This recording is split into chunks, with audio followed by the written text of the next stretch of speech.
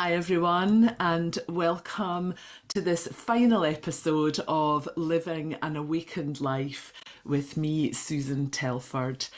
I'm delighted to say that my guest today is Angelo DiLullo. Hi, Angelo, it's lovely to meet you. Hello, Susan. Nice to meet you as well. I've been following your YouTube channel for quite some time, and I think I've told you it's been mentioned to you that your book, Awake, It's Your Turn, is our current study in our Evolve book group. Really enjoying the book. We're going at a snail's pace, I have to say. There's so much in the book. We're going really, really slowly.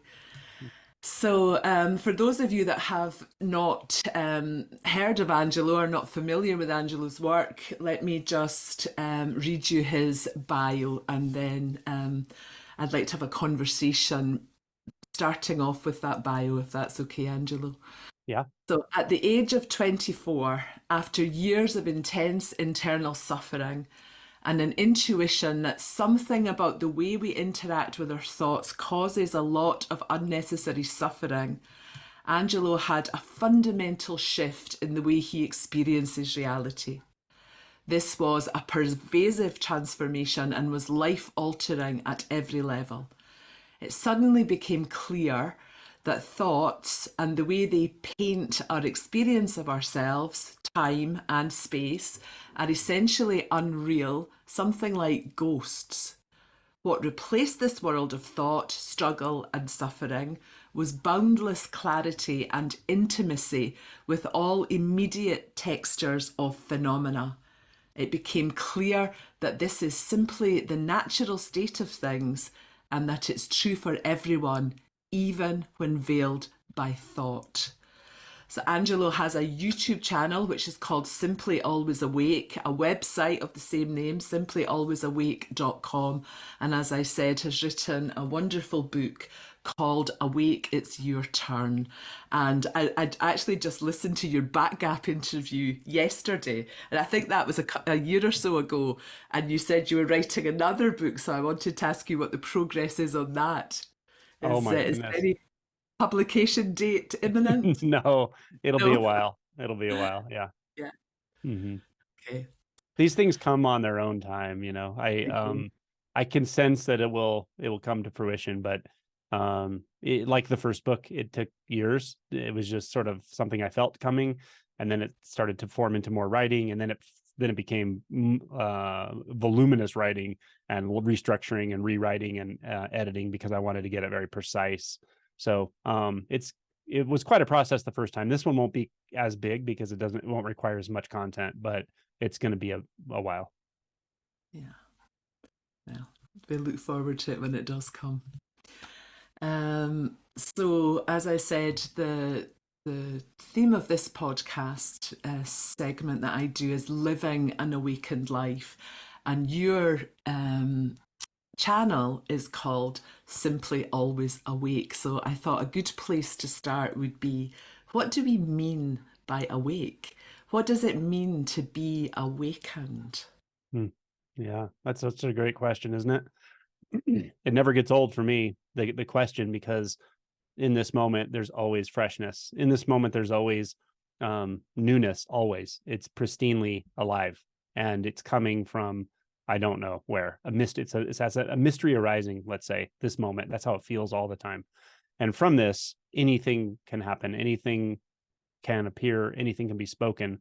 But when there's not identity or false identity, when there's not a lot of thought and struggle in the mental space in the way of it, then the best way I can say it is you're in synchronicity with that clarity. You're in synchronicity with that peace and freedom of this moment. And when there's that synchronicity, then things just appear as they need to. They appear as they should, in a sense. They appear pristinely and innocently and so beautifully and so perfectly. That's how it feels. That's the feel of it. So what it means is that to be awake is to not have that mass of false identity in the way, not to have that mass of thought in the way, not to have that mass of doubt, mental It's very mental, the doubt, not to have that in the way, the sense of seeking, always trying to find something better to to make yourself feel better without realizing that's what you're doing, which is reinforcing a sense of lack. When that's not in the way, the awakeness is just revealed very naturally. So again, it's already here. The awakeness is already here. The pristine clarity is already here always. It's the case with everyone. It's really just a matter of how much buy-in we have to that identity structure, to that doubt structure of the mind, how to the thoughts that are pretty incessant, until they're not.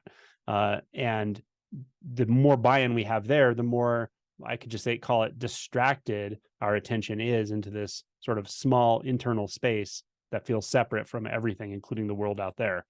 The less buy-in we have, the less interest we have in that false world, and the more we actually experience reality unfiltered, or I could say reality unconditioned by the mind, unconditioned by delusion, which turns out to be in every respect beyond the capabilities of the mind, which is very odd. One of the concerns we often have as we're engaging this process, or we're waking up, is, well, if I don't have thoughts, how will I accomplish this and that? How will I make things happen? How will I have goals? How will I get what I want? How will I figure things out? How will I solve problems? It turns out that the thoughts were never doing any of that. The thoughts are a reflection of the natural, we could just say, intelligent apparatus that's already doing that. It's already happening. It's already spontaneously appearing. And that's the huge, huge relief that comes with a shift in identity, that what we call first awakening. The huge relief is, I don't have to do all that. I've been holding myself to the iron so intensely. I've been holding myself to these standards that are, hobbled together by beliefs that I've gotten from other people, from society, from media, for God's sake, from advertising, from wherever, hobbled together these ideas about how I should be, how I should think about myself, how I should judge myself, how I should compare myself. I've been doing it all day long. And all of a sudden I realize I don't need to do any of it at all to feel deeply settled. That's a huge relief. And all of a sudden attention is just freed up, and it rediscovers this place that is naturally unconditioned, but vast. And it has a very different feel to it.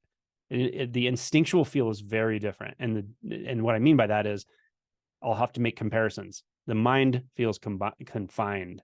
The seeking mind feels unrested. The analyzing and judging mind feels doubtful and small. This doesn't concern itself with any of that. It has no concern with conceptual reality. It feels vast. It feels infinite, rather infinite, infinite in every dimension. It also feels intimate. So it's paradoxical, because vastness could be imagined as space, or some vast space. It's not really like that. There's a vastness and an infinite feel to it, but there's also an eternal experience. Eternal means not in time, so not bound by time. The sense of past and future are just not here. And with that, it's as if everything collapses into this exact experience, such that every sound, every sensation, every movement of the body is the entirety of the cosmos. That sounds very grandiose, but it's also very simple and obvious. It's just that way. So it's kind of the best of all worlds in a sense. That sounds great if I say it that way, but the important message I want to get across to anyone who's listening is, it does take some unbinding.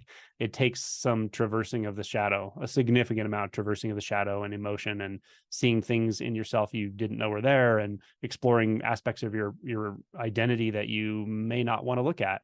Other aspects are nice to let go of. Some aspects you may not want to let go of, or you just may not want to see.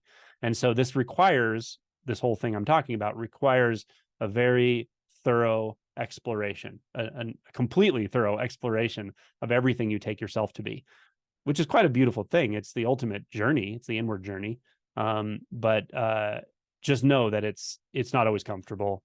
It's not here to give you everything you think you want, because if you really had everything you thought you wanted, you'd probably be miserable.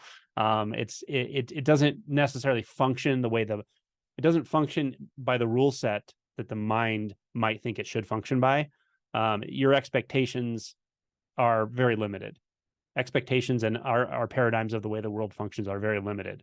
This is not limited. This is infinite. So we'll go beyond your paradigms, and that can feel challenging in various ways. So that's my overall spiel about what awake means.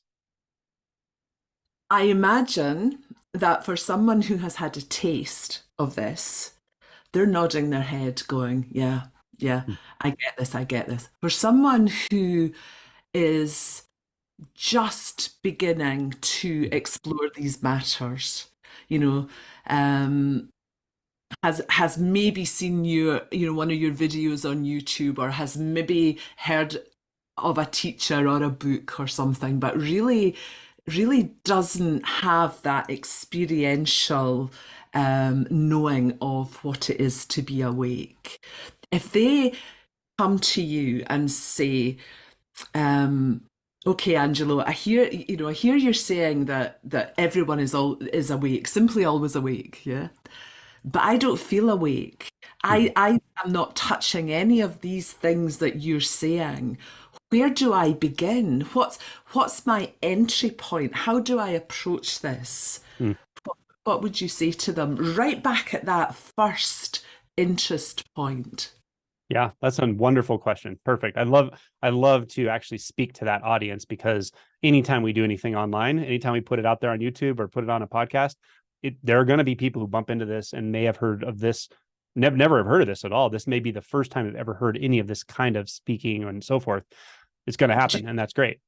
Every time I do a podcast, I always imagine a listener who has almost by accident tuned into this and doesn't know what we're talking about, and that's the person that I really want to be speaking to. So yeah. Well, my heart is with you there. That's what the whole book is written in that way, right? So yeah, if someone's listening to this and they hear everything I just said and say, that sounds really cool, but I don't have any personal experience of that. Also, I don't know if I understand what spirituality is. I'm not even sure if I'm interested in it. What are you talking about, right? I would just say to that person, I have good news for you. And the good news is this: you don't have to know anything that I'm talking about. It doesn't have to register as making sense to the mind. And actually, it's common when you first come into contact with this, that the mind is going, wait a minute, that doesn't make sense. Wait, that sounds cool, but wait, it doesn't make sense. And a lot of doubt comes up. Don't worry about it. It doesn't matter. And the other thing I'll say is, if it feels like, why don't I sense this? Other people seem to be talking about it, but I don't have that sense of it. Why is that? Don't worry about that. The fact that you're even somewhat interested in this says a lot. You if you haven't turned this off by now, some part of you knows something. There's an attunement, kind of like maybe a needle that points to the North Pole on a compass or something. You don't feel those gravitational forces, but the needle does. There's something in you that's quite like that. So it's okay. You don't have to understand this. You don't have to get your head around it. You don't have to learn anything specific, and you don't have to join any certain kind of group or group think. You don't have to think a certain way, and you don't have to start to think a certain way for this to happen. Not at all. Anyone can access what I'm talking about, and the way it's going to happen for them will be reasonably personal. So you can look out and see me speaking about this, and see another person speaking about some other version of this, and then another, and you can see all these people and go, well, why do they have that I don't? Well, part of the answer is because you think it's something they have. You're looking outward still a little bit. And we're really trained to do this from a very young age. We're trained to focus on the outward, focus on other people, focus on our parents, focus on authority figures, focus on groups. And it's for our safety, and it's for our fitting in. We're very, very wired to do this. What I'm saying here is, I'm just giving you permission in the most basic way possible, or telling you can give yourself permission to look inward. It's simply about looking inward. It's not about being smart, intelligent, knowing about spiritual concepts. It's really not about any of that. It's about looking inward in a certain way. It's about touching into something that's been there the whole time. But you may have actually learned to overlook it because you've been looking outward, because you've been taking your cues from other people. And I'm saying you don't have to keep doing that. For this subject I'm talking about, what we're really talking about is going back into your instinct. going back into something you've been carrying around the whole time, because everyone does. It's in you. It's there. So what I would say is this. If this is a total turnoff to you, if something in you is like, no, I'm not ready right now, or I'm just not interested, that's fine. Trust that. Go do whatever you want to do, and maybe it'll become interesting later. And sometimes it does. If you're in the second category, which is like, I'm interested, but again, I've never had a taste of this, I'm not really sure what we're talking about here, that's fine. Just let this message, just feel into it. Just let it sort of settle down into you a little bit. Don't worry about trying to read a bunch about it right now and understand, and just really try to feel into what I'm saying and see if it doesn't, just a very subtle glimmer somewhere inside of you that's just saying kind of like, yes, I think there's something here. And it won't feel like what I'm talking about necessarily. It'll feel like you. It'll feel like something intimate. It'll feel like something very fundamental to who and what you are before you even learned about who or what you are. That's where I'm pointing you always. It's just something inside. It just feels a certain way. And the way it feels is like, I don't have to do anything to make this better. I don't have to do anything to fix this. It's already just the way it is. And it's just fine. It's just fine the way it is. When you were a young child, you knew this. At some point as a child, you knew you were just okay, because you didn't think about being okay or not okay. You were playing, or you were in presence, or you were just innocent. At some age, even children who are traumatized, at some age going back, almost all of them have had periods where they were just in presence and they felt generally okay, not trying to be something, not trying to be someone, not trying to figure life out, but just a general feeling of okayness.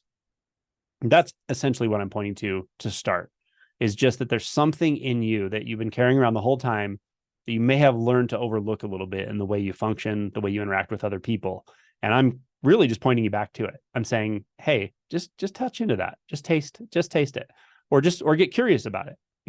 Another thing that can get people that first taste, that maybe recognition is what I would call it, which you're asking about, because some people here have that for sure, and other people have had shifts in identity and all kinds of things that are watching, but some have had that taste but hasn't gone beyond that.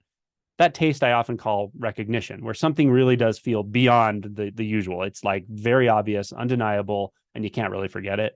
That's maybe what I would call recognition. And I would tell anybody who's listening, who's kind of new to this, that that could come at any time, and it comes out of nowhere. You may forget about this conversation.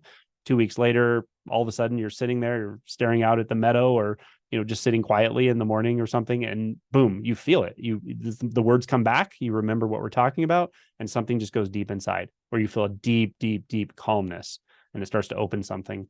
That's how this works. It sneaks up on you, and it's not intellectual, and it's not cognitive, and you don't have to understand anything. It's really, really instinctual. So that's what I would tell somebody who is interested at some level, but it really doesn't have that experiential sense of what we're talking about. Don't worry about it. It will come. Yeah. So I liked what you said in your bio, that there was something about the way we interact with our thoughts that causes a lot of unnecessary suffering. Mm. So how was that for you? Mm. How did that come about in your life? Yeah, well, for me, it was interesting because I actually knew this as a child. There were times when I can think back to being, I don't know, 6 or 7 years old. I don't remember the exact age, but I remember noticing the thoughts coming. It seemed like they were coming faster or more solidly than they had before or something. And I would follow them. I would notice, well, there's one thought, and then it leads to this next thought, and it leads to this next thought. And it felt uncomfortable, like it was enclosing, like it was binding me somehow.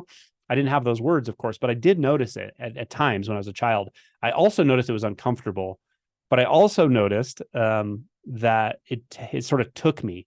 It sort of started to carry me in a way. I don't know how else to explain that. It carried me as the thoughts. Like I started to become identified with the thoughts, or maybe I already was identified with them, but it was not a solid identity yet. And there was gaps in it, and there was presence, and then there was thoughts, and I was noticing that.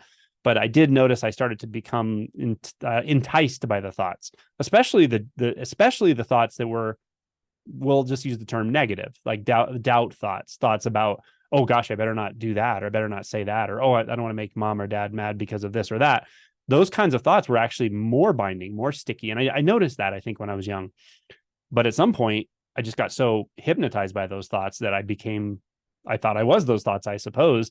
I found myself as a sort of, I don't know, young teenager to older teenager. It got worse and worse, where I found myself just bound into this world of thoughts. And it was so uncomfortable. It felt very, very uncomfortable for me.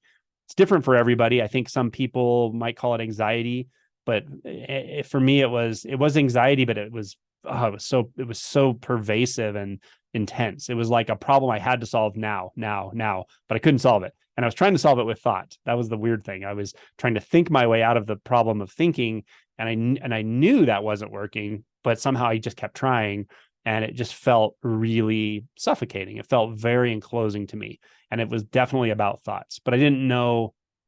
I suppose I didn't know there was a way beyond thought. I didn't realize there was like a way to sort of break that spell. And instinctually, I didn't feel like there was anything available like in psychology. There may be for some people for anxiety and things like that. I don't discount that. But for me, my instinct was like, no, that's not quite it. There's something, I need something more, something bigger, because this is such a pervasive experience for me. And I found it when I was 24. I read in a book about Zen. Actually, one of the Zen teachers said, thinking is the illness of the human mind, or thinking is the disease of the human mind. And it really struck me. I thought, oh my goodness, wow. And he just said it so clearly. And it was so obvious to me at that moment that that's exactly what the problem was, for me at least. And what was so interesting is, I think I was surprised that I read a statement so clear and so simple, and I had never really heard that. Like, why isn't anyone talking about this? I felt very alone in all this too. Like I was carrying around a secret, and I'm like, not sure if everybody else is carrying that same secret, but a lot of people do seem to be suffering. I felt like I was suffering more than most, maybe, but I still think a lot of people around me were suffering. And it was obvious they weren't talking about it. It was obvious people weren't really talking about the real issue, like the elephant in the room. The analogy I made in my book is, no one pulled you aside when you're a child and said, hey, by the time you're a young adult, you're going to have a companion with you all the time. It's going to be talking to you all the time. It's going to know you better than anyone that knows any of your parents, your children, your lover. It's going to be telling you things all the time. It's going to be telling you bad things. It's going to be telling you you're not good enough. And it's going to be constantly talking in your ear all day long. No one told me that, but that's what my thoughts did. That's what my thoughts became, essentially.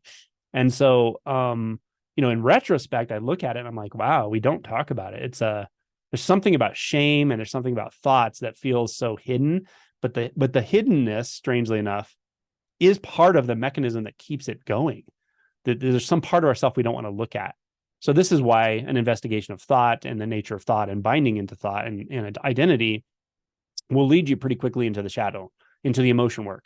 Because at some point you'll start to really feeling, well, why in the heck do I feel so bound into these thoughts? Why do I feel like a thought that says I'm not good enough is real?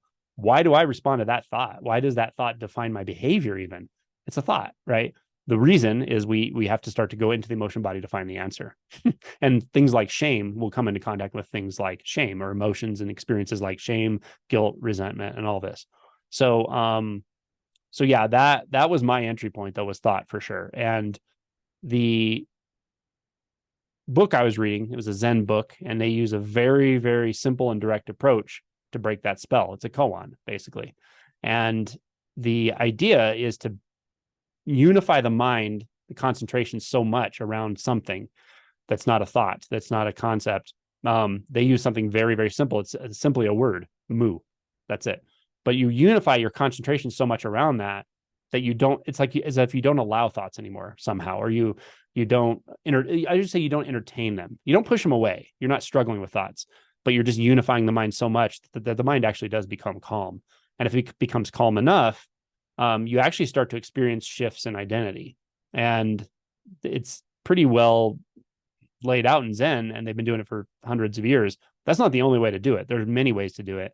And the way when I work with people that I sort of guide them toward depends on the person. And I don't always use something like that. Sometimes I do, but often it's more like instinctual. It's more of like a letting go, or surrendering to your immediate experience without conceptualizing your immediate experience. There's a lot of ways to to break that initial spell, the spell of identification with thought. But ultimately, it's about identification with thought, identifying with all this collection of thoughts that I'll say tells us, because we think we're the thinker, but it's actually just thoughts, and they're telling us you're not good enough, you need to do more of this, you doubt that, oh, I'm not sure about this, I'm not sure if I'm capable of that, I'm not sure if I'm worthy of this, on and on and on and on. And that we actually become identified with it, meaning it feels like who we are after a while.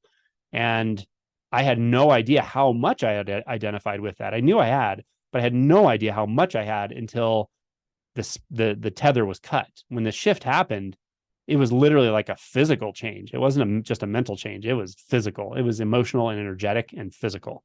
And it was huge. And that was the biggest relief I've ever experienced in this lifetime. Yeah, it's exhausting, maintaining that thought constructed identity. There's not even any questioning of it. That something seems to happen. Some I don't know what it is. For some people it's suffering, or for other people, it can be a sudden insight, or for me it was burnout. A high school teacher, and I had a really bad burnout, which put me in bed for 6 months. And I couldn't find a way. I couldn't see a way to live my life in any other way than I had before. And that led to the discovery that I had constructed a whole life, a whole personality, a whole way of being around this. You're only loved if you excel. That was the nugget of it. There were lots of other things all around that, but that was the nugget. And I had driven myself so hard in service to that believed thought that I ended up in a state of collapse. And seeing that, oh my God, I made that all up. Or I believed it, I took it and I thought it was me. That's what I'm hearing you say, Yeah, I thought that was me. It's not me. that's Not who right. I am. Yeah, exactly. And what's interesting is often, not always, but often when we really take up this investigation, however we do it, sometimes we're not even, it's not necessarily by choice. We just get put in bed. I mean, I've heard that sort of thing before as well. But at some point, we often find this like sentinel belief. There's like one belief that is kind of at the core of a network of other beliefs, or doubts or self-judgments or whatever. And I've experienced that before as well, where, all of a sudden you see that last belief drop and there's nothing left. There's no more beliefs you're identifying with. And then you're in this sort of free fall, but it's a really wonderful free fall. Yeah. It was like the keystone in a bridge. Mm. It's like that stone was taken away, the structure fell. Mm. Perfect. It's so beautiful. But you've mentioned shadow work. That wasn't the end of it, And I think that's sometimes a misconception, that we have these glimpses, we have these awakenings, and then it's all just peace and bliss and wonder. Yeah. So speak about that, because I feel that's such an important topic for people, because otherwise people say things like, I had an awakening and I lost it. Mm. And then spend all their time trying to get back to what they had felt. Mm-hmm. I think that kind of plays into this notion as well of awakening experiences. Mm-hmm. It's kind of not an experience. So Mm-hmm. can you speak to those two things, the necessity for shadow work and the fact that this is not an experience, because an experience comes and goes. Yeah, absolutely. So I'll answer the second part first, and that is exactly right. Awakening is not an experience, and this is not to discount experiences. We can have mystical experiences. I'll define mystical experience as beyond the usual confines of the normal sort of parameters or bandwidth of what we experience on a day-to-day basis. It goes way beyond that. And it's often something that feels either very timeless, beyond time, or something that feels very intimate. I'll say like a sense of universal love or universal connection. These are mystical experiences, and those do happen to people. And they are a sort of, I sometimes call it a pre-taste of awakening. But to define an experience, I would say it this way: There's an identity structure or a person, and that person is moving along in the usual experiences, and then they have this blown open experience, this mystical experience, and then they come out the other side and they're the same person, but now they have an experience to talk about or try to get back to or tell their friends about or try to repeat. And that's fine. It's all good, but that's not awakening. Awakening is when the identity, the person that thinks they're this way, suddenly finds out they're actually not that at all. That's just not what you thought you were, is not at all what you are. You may not even, you usually won't know what you are beyond that, but you also don't feel like you need to. You're not defining yourself by thoughts and concepts anymore. And that's one of the huge aspects of the relief. So a shift in identity really is the key to awakening. And people do get these sort of pre-tastes of awakening, often leading up to awakening. But the critical point is awakening itself. It's nothing experiential. And the insight is obvious and it's not reversible. And one benefit of knowing that is that when after awakening, you start to have different kinds of experiences, meaning intense emotional experiences, you start to feel things in a more direct way than you ever did, including fear and including emotional, resistance patterns that you didn't even know you had. And now you can see, oh, I'm actually resisting emotions. What is that about? I'm repressing emotion. And you can see it actively happening, which is wonderful because that won't unbind unless it comes into consciousness, essentially. But the fact that you actually know that that's not to do with identity, that's an experience. And those experiences will come and go. Everything comes and goes in the experiential realm. And so that's really helpful to know that, I think, ahead of time. The second part about emotion work, shadow work. Man, I agree with you that that's something that's often overlooked. I'll even make a broader statement that the ways in which spirituality can go, spirituality in the broad sense, spiritual groups, spiritual organizations, spiritual traditions, the ways in which they go wrong has exactly to do with this. And in large scales, in very large scales, in really tragic scales, and tragic, things happening, as well as small scales and in individuals, what goes wrong is exactly this. It's not understanding and not being willing to engage the shadow in the way that you're called to do, and not understanding that that's part of the process, because you can start to try to really bypass things here. Partially because you do have an expanded sense of identity. You can identify with consciousness. I am consciousness. I am being. I am infinite, whatever. But you're still identifying with something, and that identity, that tendency to sort of reify one aspect of experience, is actually overlooking another very important aspect of experience. And in fact, the aspect of experience that's knocking on your door. And it will come knocking on your door after awakening. My Zen teacher used to say, your ego doesn't take awakening lying down. For a while, you'll feel like you don't have an ego. You'll feel like it's gone, but it's not gone. It comes back, and it comes back with fire. And that's okay, because now you have much more bandwidth. You have essentially infinite bandwidth because you have infinite consciousness, and you're aware of the infinite nature of presence itself. You have much more bandwidth to work through this stuff, but you have to work through it. You have to be willing. And the keys to this, in my opinion, in my experience, I'll just summarize: willingness, humility, having a teacher of some kind of someone who can hold you to keep you from your own BS, who is an objective, but clear person who can show you where you're maybe bypassing or you're lying to yourself. So at every level of realization, I recommend someone having some kind of teacher or mentor. I feel like I have many mentors and teachers. I interact with people all the time, and I'm always open to anything they see or reflect on back to me. What happens that becomes problematic is when someone has maybe an initial awakening, but really avoids that shadow. And there's a certain personality type that's set up for this, I think, but then they silo off. They keep everyone away from them, and then they get a small enough group of people that are all convinced they're the most enlightened person in the world. Then you get a cult. And, I don't know if we talk about cults on this podcast, but I think it's important to talk about it because they still happen right now. In this day and age, we have cults. Like, it's insane, but we do. And there's very good documentaries on them, the Nexium cult, and then there was the Twin Flames cult. These are on Netflix. There's all kinds of stuff you can look at, but that does happen. And it's important to understand this because all of us have certain tendencies of personality that we'll have to explore, that we would see, oh, okay, I can see how I might buy into that. I might buy into the enlightened teacher where I don't have to do the work because they are the enlightened one and I can just kind of stand in their glow, right? You can't do that. You have to take on the responsibility yourself.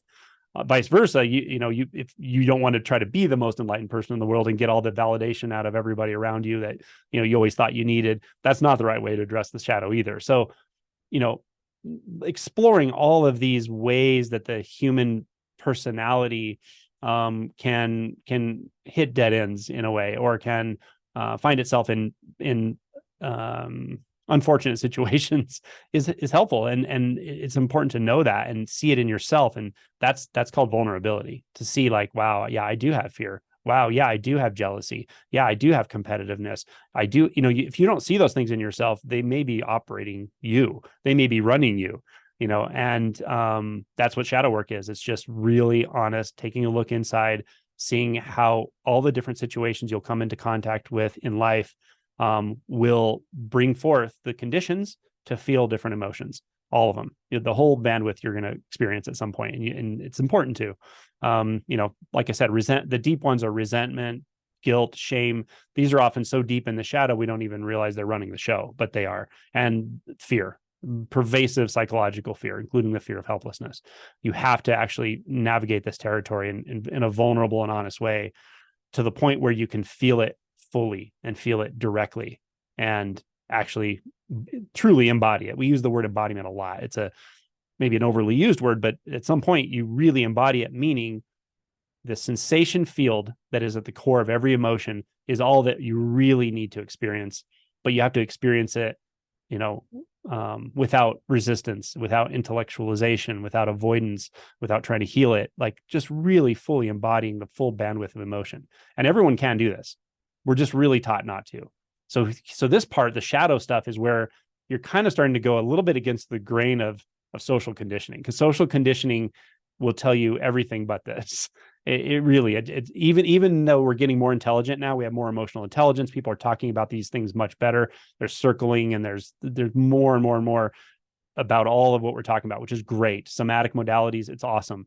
And yet the overarching human paradigm really is around emotional avoidance, and that becomes very obvious at deeper stages of realization to people that I've encountered. Yeah. And I think that's more prevalent in men, Angelo. Boys are kind of conditioned to, big boys don't cry, stiff Mhm. upper lip kind of Yeah. thing. I think women maybe have more facility with sharing emotions and allowing themselves emotions. Mhm. Yeah, I would say the way I would say it is, I don't usually just break it in terms of men and women, but there are masculine and feminine energies, and at every level of the shadow, you will encounter both in various um, um, at various frequencies. I'll say, just to use a term, but the masculine energy definitely has that tendency. Feminine energy also has ways of I call it like a feminine distortion. There's masculine and feminine distortion, and feminine energy functions differently. It can function more through like um, hiding a little more, the deep, the like dark feminine, sometimes manipulation, things like that. So there are definitely spaces you'll encounter that are there are tendencies to avoid, to hide, to run, to manipulate other people, to cling. All of these energies are these energies you're going to come into contact with in the deep shadow. But I mean, I do think toxic masculinity is a thing. The sort of, I don't know, 1940s, 50s, 60s era men, maybe whose fathers came out of the Depression. I don't know, who they're just not comfortable feeling anything but anger, for instance. That's sort of, stereotyped masculine. But yeah, I mean, there are personality disorders rampant in every gender. And it's more about the individual than any specific gender or location or nation, because that's what I find. I don't really, interestingly, now don't have a sense of making generalizations about male or female anymore, because in the group of people I work with, because what I see is in deeper stages of realization, everybody actually has to confront the same deep fears, and around identity structure and so forth. And it becomes very even playing field at the deeper stages. in the shadow is what I find, whether you're male, female, or anything else. Yeah. So you've probably spoken about this already, but it was a point that I wanted to bring up. There's a sentence in your book that I really liked, and you said, "I'm not interested in you developing a new hobby called awakening." Yeah. Yeah. So why did you write that? What do you mean by that? And how do you know is maybe the better question. How would someone know whether they're kind of just dabbling Oh, that okay. I've got, my hobby is awakening, I love that. That's a really good question. How would you know? Okay. And actually, it's funny. I put a lot of these statements in there, sort of targeting specific fixations and different types of people I've come into contact with, because we all fixate in all kinds of different ways. But for some people, it's more prominent in one way or another, or whatever. So, specifically is this a hobby to you? I think there's a certain mindset that I would say very intellectual. So someone who's quite intellectual and really loves the intellectual nature of what we're talking about and wants to read everything about it and reads all the books and reads the suttas and all of it. And but when you talk to them, they don't feel like they have what you mentioned earlier on, that direct insight, that direct experience. And that's unfortunate because it's available to them. I do think there's a personality type that's set up such that the intellect is kind of the space they live in, and there's a pretty profound fear that's kind of kept at bay underneath it, and that fear is kept at bay by staying in the mind, by staying in concepts. And so as long as you keep learning more, keep understanding more, you're safe, right? And that can become counterproductive when it comes to this particular thing we're talking about, because like I said, the very first shift, the first movement is a movement beyond thought, and knowledge is structured in thought, this kind of knowledge, conceptual knowledge. And so I'm really pointing at that. And so if the way you know this, if this is a hobby for you, or if this is an intellectual interest, but you haven't really gone deeper, is if you feel like you're in control. If you feel like you're in control of this, if you feel like you know everything about it, if you haven't been humbled, if you haven't been put on your knees yet by this, if you haven't felt something completely beyond you moving this and moving your life and the thing you're calling awakening in ways that you're not in control of, and very surprising and very mysterious, if you haven't felt that yet, you may be a bit in the superficial realm with this. And that's okay. It's okay. But I would say, hey, do you want to take it deeper? Do you want to kind of really dig in? And then it's a matter of, okay, well, where are you? Where are you fixating? What are you afraid of? That's usually the question I want to get to with people. Sometimes that question is too triggering even. So I might kind of keep pointing to the fact that, learning more about this isn't really going to get you anywhere, because it hasn't for 5 years, right? And they usually will understand and agree with that.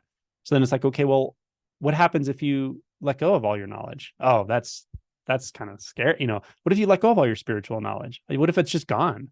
And it's like, ooh, that's kind of scary. It's like, yeah, that's where I want you to go. I want you to go into the fear. I want you to get down in the emotion body. That's where you need to go, because that's the polarity that's keeping this very rigid sense of conceptual identity alive, is the polarity between that conceptual identity and the fear. That's the polarity that's set up in that particular type of person. So it's like, I need you to go down to the emotion body. Or something like prayer, even like really sending a heartfelt request to the universe, to the cosmos, a true prayer, a prayer that says, I just want the truth. Whatever that does to my life, I'm okay with it. But I know I need to go beyond what I think I am. Send that kind of prayer inward, and you might be surprised what happens. And what I find is with people, I'm thinking back on a handful of people I've worked with, what often happens is they kind of sense that what I'm saying is true, but they're still afraid. And all of a sudden something will happen in their life. Like something will just shift in their life, like a disruption of some kind, an illness or breakup or job loss or something happens. And then it actually breaks that open. And then it's like, oh my God, you're right. I get that from them. Yeah. I think in my case, that intellectual thing kind of came afterwards, because it was the playing out of that same thing, but now it took on a spiritual face. Mhm. So although I'd had this seeing, I wanted to get really good at it. So hence all the books. Mhm. I Yeah. wanted, I investigated all these different traditions. I wanted to see, what was everything saying about it.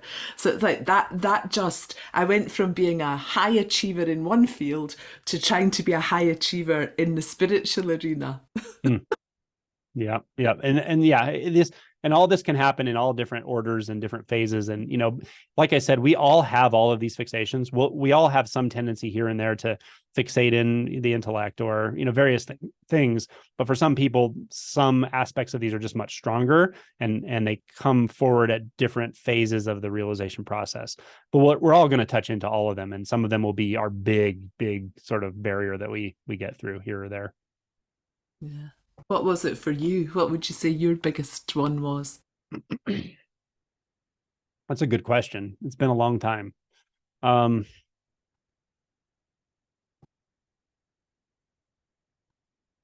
I mean, in some sense, for me, it was not having any, it was almost the opposite, like not having any knowledge of that spirituality was a thing, like true, intact, awakening type, you know.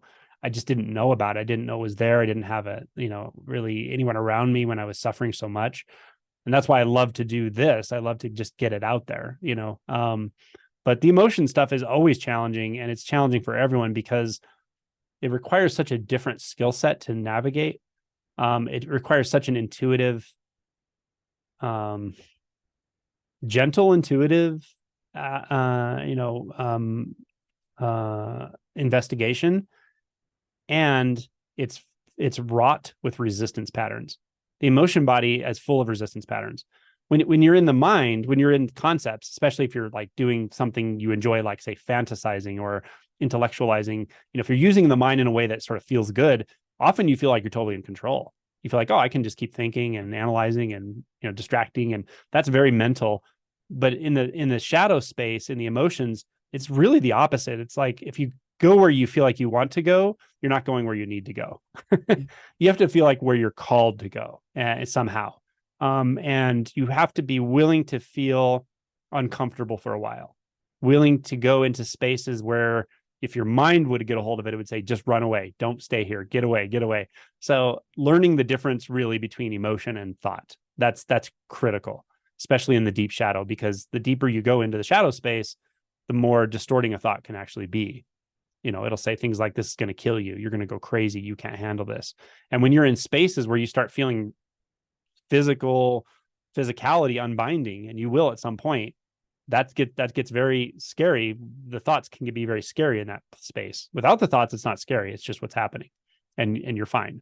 But with the thoughts, even a little bit of thought there that says you're going to go completely insane, that's really scary in that space. So the deeper you go into the shadow or into the emotion space, which starts to become the energetic space, the more things start to change physically and energetically, and the higher the price is for buying into thoughts. I mean, there's still going to be thoughts there, but not recognizing these beliefs or thoughts that are significantly distorting in nature can have a tremendous effect on your experience. But just recognizing them and releasing them, it's like such a relief. Oh yeah, you're just free to go right back into the sensations, and the sensations are safe. They're always just fine, no matter what sensations they are. It can be the sensations at the core of shame, grief, loss, anger. It can be the core sensations of anything are safe. It's when we're up here about it that it becomes unsafe for ourselves and even others. And I can see why, you're saying having a teacher or a guide is so important, because I think when we come up to those edges, we don't want to go there. Mm-hmm. And so I think I heard someone once say, stay with a teacher beyond the point where you want to leave, because that is when you have got to that edge. Yeah. Your mind perhaps wants you to retreat back to the comfort zone, or to the the safe space, but Yeah. that sense of because it can feel quite like terror, Yes. like yeah, yeah. Yep. Yep. you will encounter existential terror in this process later on, usually. But Yes. I want to say two things about that with the teacher. Oh, actually, before you said that, you said when you come up against that edge, you may not want to go. I'll also say you may not even know that's where you're supposed to go. Sometimes we're so habituated to avoid when it comes to these emotional spaces. At some point, you start to really intuit this, though, that there isn't actually no boundary, so there is nothing to avoid, and then you just find yourself moving in wherever where you need to move energetically. But yeah, you will come up against these barriers sometimes, and if you know it's there, and it does feel like existential terror. And with the teacher, yeah, a teacher can help you through that very easily. But I want to give people a caveat, and this is just for safety. If a teacher is pushing you beyond your comfort zone, or is helping you go beyond your comfort zone, I agree with that. Unless they're being abusive, coercive, trying to get something out of you, that's not what we're talking about. We're talking Yeah. about your own direct experience, and they're not doing anything weird. And I just want to say that because there are unscrupulous teachers who will use that exact teaching to get people to do things they shouldn't be trying to get them to do. So Yeah. yeah. Yeah. So I've just got a couple more questions. One is, how much choice do you think we have in any of this? That's Well, something, I've been pondering for quite some time because I it's would not. a hilarious question. I would say if I'm really honest, I would say zero.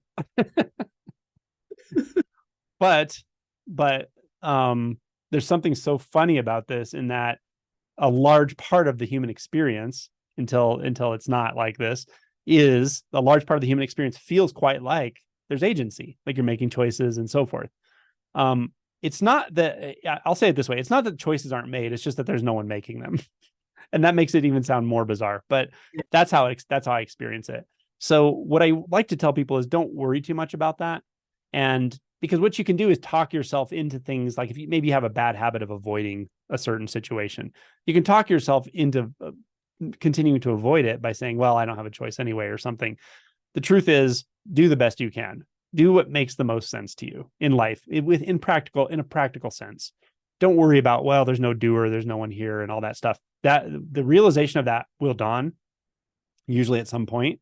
But before it dawns, it won't look like that. You can't fool yourself about this.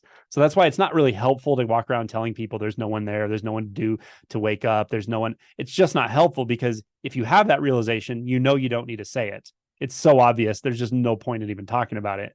And if you don't have that realization, you can't really convince yourself you do, because it's so instinctual. It's so obvious. Like the obviousness of this right now, this is all coming out of nowhere. It's just appearing out of nothing. It's not even appearing, actually. It's not even arising. It's just this. But it's so hard to talk about. So I can talk like that, but if someone doesn't have that experience, I would not encourage them to adopt that belief. Just move on. And so the next question I wanted to ask you was, does it ever end? Does this ever end? Well, I mean, are you ever done? you might be surprised when I say there are two answers to the question. In one sense, there is a very distinct and definite end to something in this, and I would be remiss if I didn't say that. The identity structure, the sense of taking, the sense of there being an identity, actually comes to a complete end in my experience and many people I know. That's very deep stage realization. Many people have woken up that did not realize that, and that's okay. They don't have to. They may later. That can definitely happen, and it's very, very obvious, and it's endless. You can't forget about it for 1 second. Once that's not there, it's the most obvious thing in the world. And there's a finite, definitely a finite nature to that seeking aspect, maybe, or to the identity moving through awakening aspect. Now, after that, which is weird to even talk about, because after that means there's no sense of time anymore. There's no sense of space, because there's no one to whom that refers. But these appearances are occurring. So that's just what's happening. From this space, there's no need to divide reality into absolute and relative. So the relative truth of Angelo moving through life is very easy to navigate. I don't need to deny it. There's no need to deny it. I can use terms like I and me. There's nothing behind it, but I can use those terms. It's fine. So then there becomes a very nice meeting of relative and absolute. And in the relative sense, the character, the person, the life, this, whatever this is, I find that it does clarify more and more and more. But it's hard to explain why and how that is. I would just say that the fundamental agent that causes delusion is gone, but the delusive forces and momentum and behaviors and thought patterns can still be there for a while. And really they just get subtler and subtler and subtler. So after that, what happens is, instead of spirituality moving from a place of seeming doership or effort, it moves from a place of spontaneity now. That's a major shift. And from that spontaneity, everything is unbound. And the unbinding will continue in the relative for the rest of the lifetime of this person. And that's very obvious. But what it does is just get subtler. And then the other thing I would say is, after that, I think I'll just quote Adyashanti in saying that, there's not much left to do but become a benevolent presence in the world. What else are you going to do? There's nothing else even makes sense anymore. I could go sit and meditate for the rest of my life and be perfectly content. I don't need to do anything. But it makes, in one sense, it sort of makes more sense to do something to ease the suffering of humanity. And then we get into Buddhism talks about the bodhisattva vows and things like that, which kind of makes sense.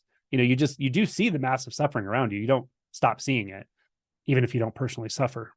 So that's where I find myself, or that's where we find ourselves, is where I have a deep respect for the forces of delusion. And I can always learn. I can always see more subtle ways that things can be navigated in life, more subtly clear, more subtle ways in which clarity can be elucidated in everything, in ways I interact with people on a moment-to-moment basis, in partnerships, in relationships, in work, in physicality, in the way I move and how I spend my time. Like, all that stuff continues to sort of evolve in some sense for the character, for the relative aspect of this lifetime. But there, like I said, there's also an always on, always obvious knowing of what's not actually here. And that makes all the difference. Yeah. I love how you said being a benevolent presence in the world, because sometimes we can hear things from people who say things like, the world's an illusion, and so I don't listen to the news and I don't engage in the world, and it's always kind of struck me that that the awake ones, that doesn't make sense, but you know what I mean, are the ones with access to some form of benevolent action, some inspired action that could alleviate suffering, and that in the almost splitting off, and I'm not going to be involved in the world because of my spiritual realization, that something is being missed or lost, or abandoned. I mean, yeah, I would say I mean, I tend to agree with you. I tend toward that kind of agreement and being engaged and so forth. But I will tell anyone listening, that to continue the unbinding process in yourself is the best act of compassion you can ever do.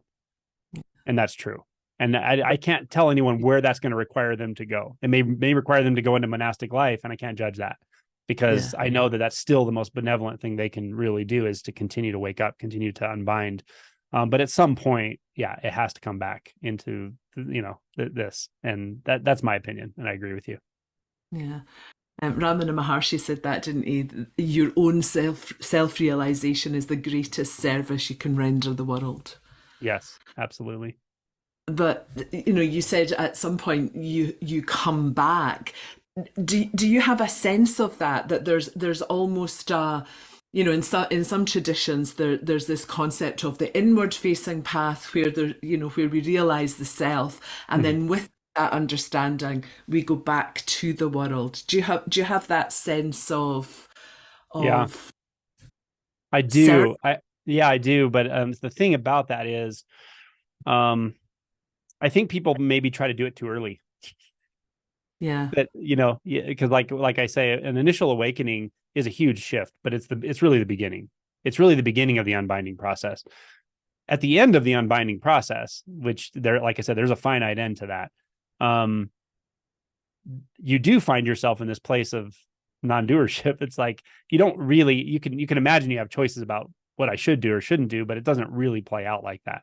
For me, I didn't talk about spirituality for a handful of years, 15 years or so at all, literally at all.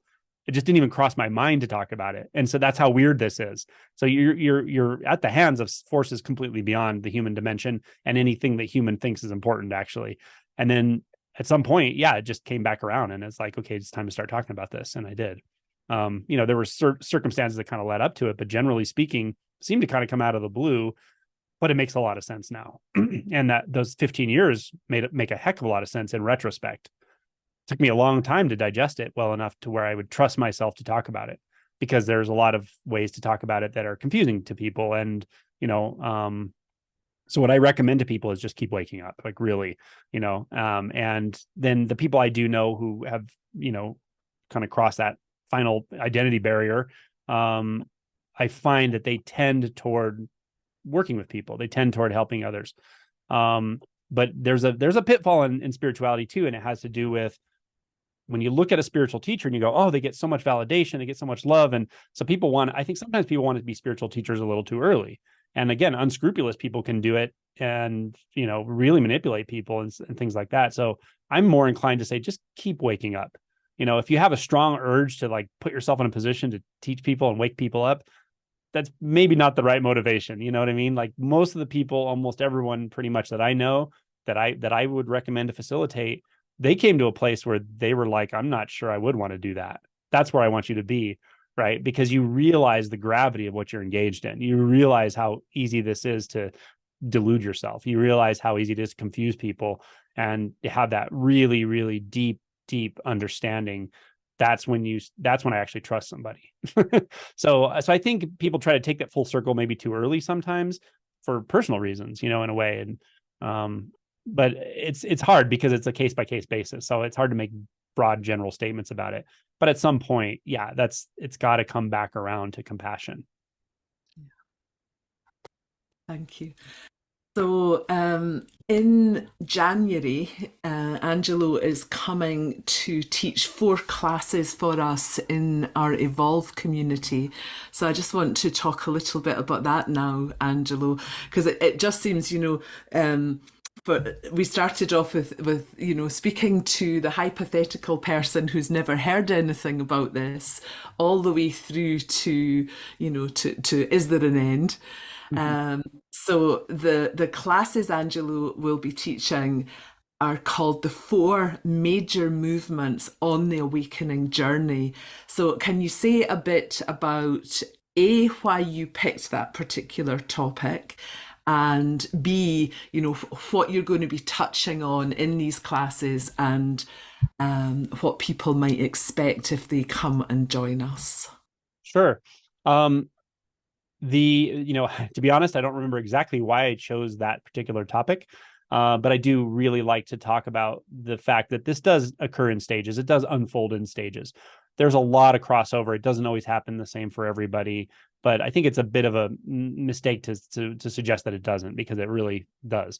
Also, the way I broke these stages down is in a little bit different way than I have in the past, but it's really lending itself to pointing out the pitfalls along the way, as well as the important insights with each stage.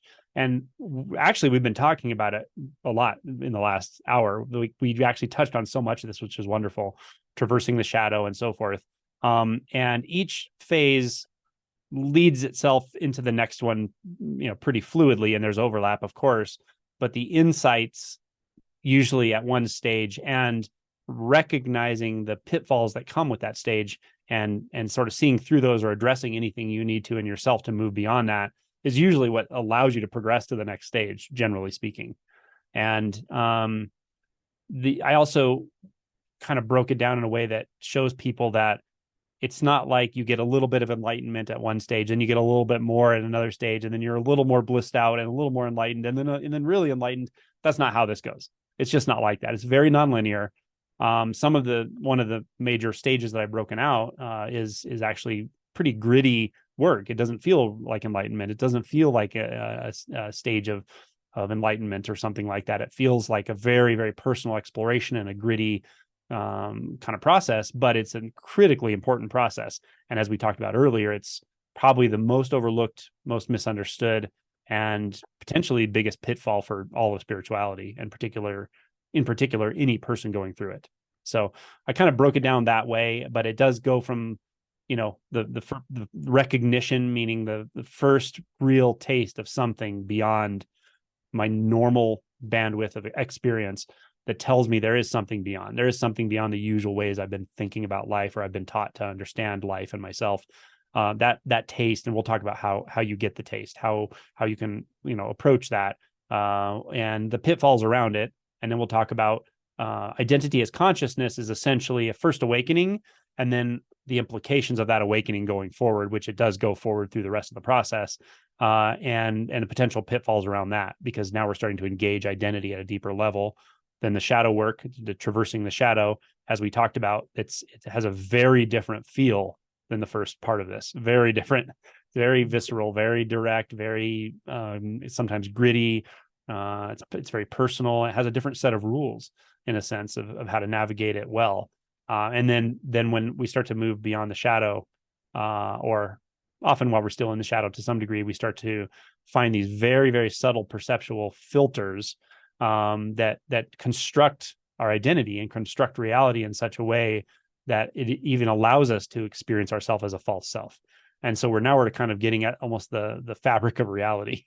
And these are very important, but they're very subtle and often overlooked. So that's the kind of last stage I'll talk about. Great. Looking forward to that very much. Yeah, thank you. So I think I've already had three final questions, but a final question. So you've mentioned the phrase "a first awakening" a couple of times. Mm-hmm. So what is the difference between awakening and liberation in your view? Yeah, to me, awakening is that first shift in identity. Big shift, big deal, very transformative. The most transformative thing that'll ever happen to you in your life, really. When you consider the contrast of how you feel before and after, and all. But it's really that's the wide opening of the true spiritual path, let's say. And then there's a lot of stuff that comes after that. And at the sort of end of the journey for the person, the journey for the individual person, that does come to an end, as I mentioned earlier. You could call being liberated from the fundamental illusions liberation. Another way of saying that is to be liberated from your own personal suffering. So the suffering of the individual ends, essentially, in my experience. And that would be liberation. You're liberated from suffering. I could say it a lot of different ways, but ultimately that's what it is. But you're liberated from the fundamental illusions that bind us into a sense of false, separate self, struggling self, suffering self. Those are dispelled. And with that usually comes, usually shortly after, comes the dropping away of the sense of suffering. Thank you. You're welcome. Your book is called Awake, It's Your Turn. So choosing a title like that, you obviously feel that it's available for everybody. 100%. Yes. Absolutely. Yeah. So that's a good place to end, I think. That this Wonderful. Is available for everybody. It is. Yeah, it's in everybody's capability for sure. It doesn't mean you should. Don't let me should you. It's up to you, and your instinct will know when it's time. And it may not be right now, but it may be in 5 years. You never know. But it's available to everyone for sure. Yeah. Thank you so much, Angelo. It's been lovely talking to you. You're so welcome. It was wonderful talking to you as well. Thank you. And thank you, everyone, for listening to the Awareness Podcast in 2023. Bye bye.